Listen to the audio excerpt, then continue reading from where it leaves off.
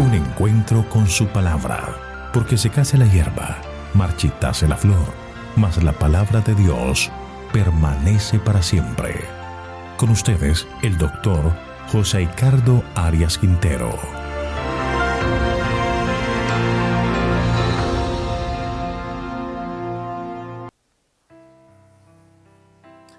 Hoy estudiaremos Ezequiel capítulo 39. Te invito a orar. Padre eterno y bondadoso, al abrir la Escritura, queremos agradecerte porque tú nos das un mensaje de amor, de gozo, de paz. Y te pedimos que en este momento, al estudiar el libro de Ezequiel, sus símbolos, su mensaje, sea para nosotros de total realidad y que puedan ser lecciones importantes para nuestra vida. Envíanos tu Espíritu Santo como nuestro guía, nuestro consejero y nuestro maestro, para ayudarnos a entender tu palabra. Gracias, Señor, por tus bondades. Gracias por perdonar nuestros pecados y otorgarnos tus bendiciones. Lo pedimos en Jesús. Amén. Los capítulos 38 y 39 de Ezequiel están tratando el mismo tema, el juicio divino contra Gog y Magog. Hemos visto anteriormente que estos nombres han sido motivos de investigación y no se ha comprobado que se refieran a un lugar en particular. Por lo tanto, es considerado una representación simbólica de toda una confederación malvada que trata de impedir que el pueblo de Dios se establezca en Israel. Bajo este mismo carácter simbólico es como aparecen estos nombres en el libro del Apocalipsis, donde representa a toda una confederación de todos los impíos que tratarán de tomar por la fuerza la Nueva Jerusalén en el último intento de Satanás por impedir el establecimiento del reino de Dios sobre la tierra, pero que finalmente serán destruidos por Dios y el mal terminará para siempre. Este capítulo en particular nos habla del fin de Gog y Magog y la destrucción de las fuerzas del mal. Los ejércitos que vienen contra Israel son destruidos por la intervención directa de Dios. Israel deberá entender que fueron enviados a la cautividad para que aprendieran una lección de obediencia y dependencia de Dios, pero que serán traídos de regreso a Jerusalén y que serán protegidos por el Eterno. Dios derramará su bendición sobre Israel. En los primeros 7 versículos del capítulo 39 de Ezequiel se repite el tema del capítulo anterior, la derrota que sufrirá Gog por la intervención divina. El Señor es claro en advertirles, versículo 1. Tú pues, hijo de hombre, profetiza contra Gog y di, así ha dicho Jehová el Señor, he aquí yo estoy contra ti, Gog, príncipe soberano de Mesec y Tubal. Dios está en juicio contra esta confederación de pueblos que no quiere que Israel regrese y se establezca en la tierra prometida. Dios conducirá a estos pueblos rebeldes a la destrucción. El profeta se encara de nuevo al invasor y le recuerda que en todos sus movimientos lo único que logrará es que se demuestre la omnipotencia del Señor al derrotarlos completamente. Leamos los versículos 2 al 4. Te quebrantaré, te conduciré, te haré subir desde las partes del norte y te traeré sobre los montes de Israel. Te quitaré el arco de tu izquierda y haré caer tus flechas de tu mano derecha. Sobre los montes de Israel caerás tú junto con todas tus tropas y los pueblos que fueron contigo. A las aves de rapiña de toda especie y a las fieras del campo te he dado por comida. Se resalta en este momento la inutilidad de presentarse con un ejército bien armado, porque las armas se les caerán de las manos. No les espera sino morir en el campo de batalla. Este pueblo perderá todo su poder guerrero y sus ejércitos servirán de comida a las aves de rapiña. Esta era la mayor ignominia para un caudillo guerrero, el quedar insepulto sin tener honores fúnebres. Y lo interesante se menciona en el versículo 6. Dice, y enviaré fuego sobre Magog y sobre los que habitan seguros en las costas, y sabrán que yo soy Jehová. La destrucción final sobre Magog es por el fuego. Si tratamos de aplicar esta realidad a lo que vemos en Apocalipsis, cuando Satanás engaña a todos los impíos después del milenio para tratar de tomar a la fuerza la Nueva Jerusalén, entonces capítulo 20 de Apocalipsis nos dice: y saldrá a engañar a las naciones que están en los 4 ángulos de la tierra, a Gog y a Magog, a fin de reunirlos para la batalla, el número de los cuales es como la arena del mar. Y subieron sobre la anchura de la tierra y rodearon el campamento de los santos y la ciudad amada. Y de Dios descendió fuego del cielo y los consumió. Dios los destruirá por medio del fuego eterno. Dios los consumirá y el pecado y los malvados nunca más serán sobre la tierra. Si volvemos al libro de Ezequiel capítulo 39, el Señor revela el propósito de la destrucción de Gog y Magog en el versículo 7. Y haré notorio mi santo nombre en medio de mi pueblo Israel, y nunca más dejaré profanar mi santo nombre, y sabrán las naciones que yo soy Jehová, el Santo en Israel. En el pasado, al ser vencidos los judíos, los paganos habían profanado el santo nombre de Dios, burlándose de lo que ellos consideraban era su impotencia para defender a su pueblo. Pero ahora, el Señor, al manifestar su poder, todo el mundo reconocerá que esta es una obra directa de Dios y que Dios realmente es poderoso y es quien protege a su pueblo. Entonces la profecía se dedica a describir el triunfo de Israel sobre sus enemigos en los versículos 9 y 10. Leamos.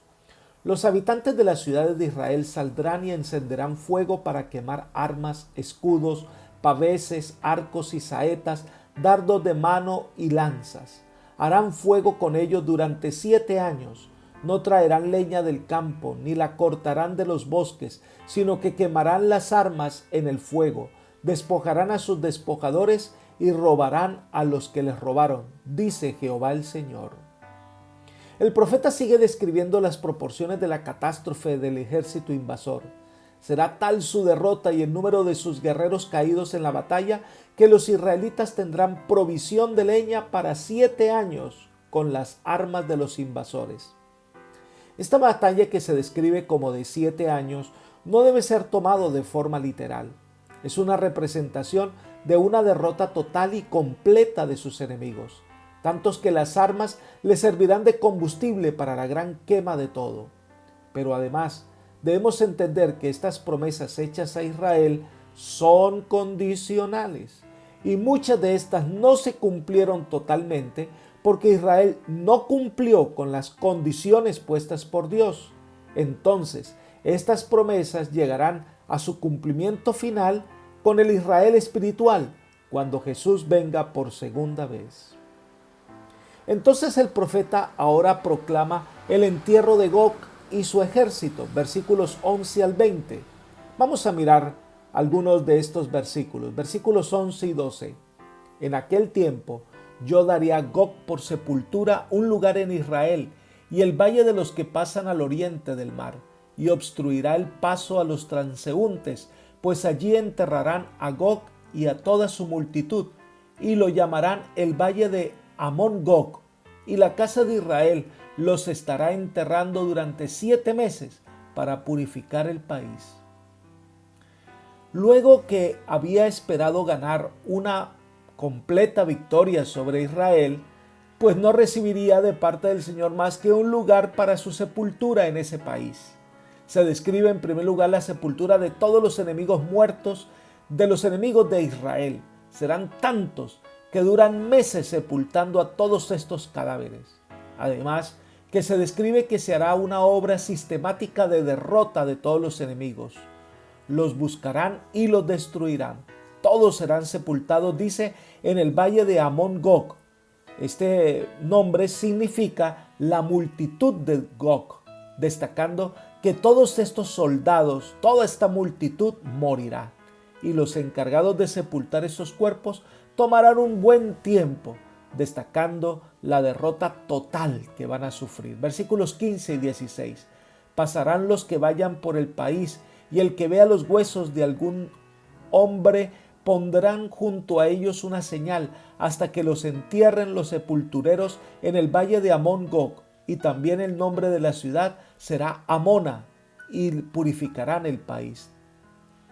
Tanto que esta derrota será por señal a todos los que el Señor destruirá, cuando obre con poder para destruir y salvar a su pueblo.